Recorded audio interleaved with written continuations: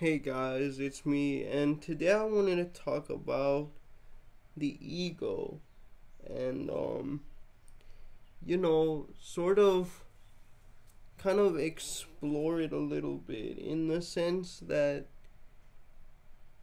a lot of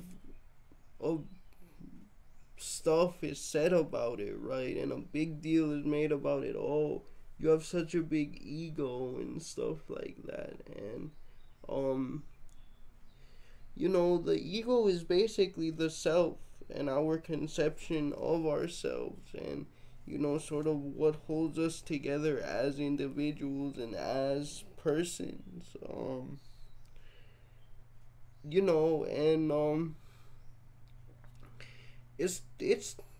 it's really strange. It really, really is.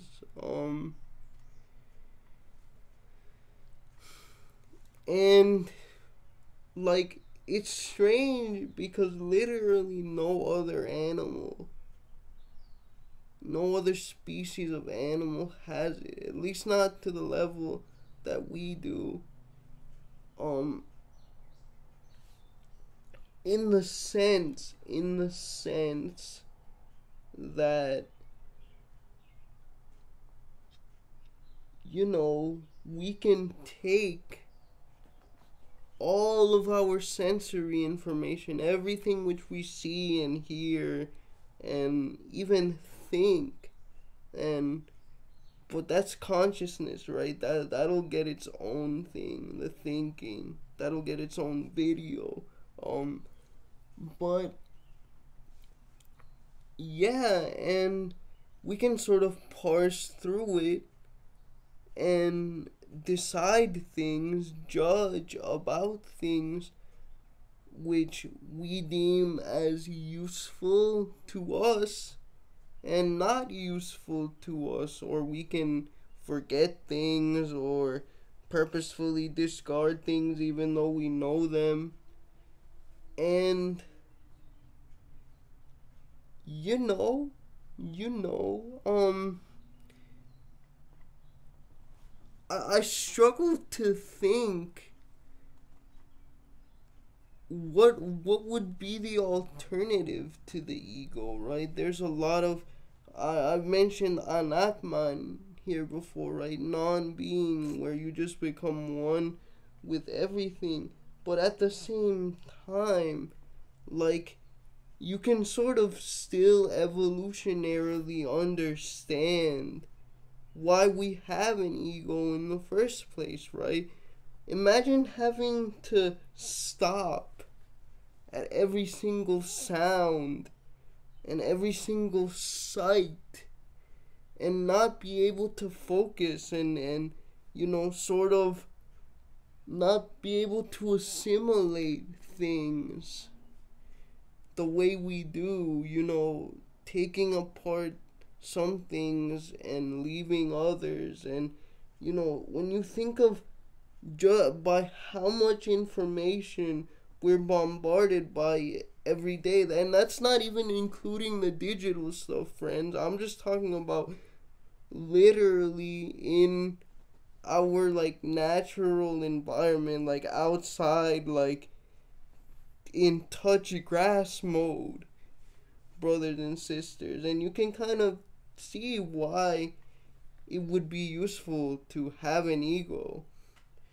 to have a mechanism by which we could take all of these various things and decide a focus and adapt to them and adapt it to ourselves.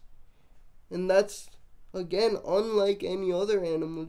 Animals that don't have the ego like we do kind of just react to stuff. um they don't think, they don't um process things as complexly as we do. um and so you can then also understand why they don't really have an ego. Their environment didn't demand it. You know, their reactions to stimuli are very much predictable, but that's also the strength of the ego, that it's adaptable and that it can reform itself and reunify itself at various times. There's obviously still sort of a psychological core to the ego, right? Based around each individual's personality, but again, it's not completely determined in the sense that environment has a lot to do with it, and free will and stuff. Like, we can choose to not